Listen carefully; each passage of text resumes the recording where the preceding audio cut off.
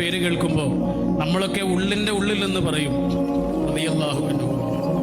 അത്രയേറെ ഇസ്ലാമിക ചരിത്രത്തിലുണ്ട് ഹംസ. റസൂലിന് അത്ര പ്രിയപ്പെട്ടവനായിരുന്നേ. റസൂലിൻ്റെ വലങ്കയ്യായിരുന്നു. റസൂൽ അദ്ദേഹത്തെ വിളിച്ചത് പോലും ഹംസത്തുൽ ഖറാർ എന്നാണ്. ഹംസ റളിയല്ലാഹു അൻഹുവിനെ ഉഹദ് യുദ്ധത്തിൽ വെച്ചിട്ട് വിഷം നിറച്ച അമ്പ് കൊണ്ട് വധിച്ച വഹിഷിയുടെ പേര് കേൾക്കുമ്പോൾ നമ്മൾ പറയുന്ന വാക്കെന്താണ്? റളിയല്ലാഹു അൻഹു. വഹിഷിക്കത് ചെയ്യേണ്ടി വന്നത് വഹിഷിയുടെ ബോസായിരുന്ന ഹിന്ദിന് വേണ്ടിയിട്ടാണ്. പിന്നെ സംഭവിച്ചതൊക്കെ നമുക്കറിയാം. ഹിന്ദ് എങ്ങനെയാണ് ആ പ്രതികാരം തീർത്തത് എന്ന്. എത്രമേൽ വലിയ പകയുടെ മിനാരമായിരുന്നു ഹിന്ദ് എന്ന് നമുക്കറിയാം. ഹിന്ദ് ഇസ്ലാം സ്വീകരിക്കാൻ വേണ്ടിയിട്ട് റസൂലുള്ളാഹിയുടെ മുന്നിലേക്ക് വരുന്നൊരു വരവുണ്ട്.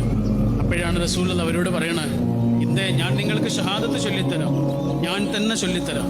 കാരണം ഇത് നമ്മുടെ എല്ലാവരുടെയും രക്ഷിതാവിൻ്റെ ദീനാണ്, നിങ്ങളുടെ മുന്നിൽ തുറക്കപ്പെടുന്ന വാതിലാണ്. പക്ഷേ എനിക്ക് ഹിന്ദിനോട് മാത്രമായി ഒരു അഭ്യർത്ഥനയുണ്ട്. എൻ്റെ മുന്നിലേക്ക് വരുമ്പോൾ മുഖം മറച്ചിട്ട് വരണം. അത്രയും എൻ്റെ മുന്നിലേക്ക് വരുമ്പോൾ മുഖം മറച്ചുകൊണ്ട് വരണേ. നിങ്ങളെ കാണുമ്പോൾ എനിക്കെൻ്റെ ഹംസയെ ഓർമ്മ വരും.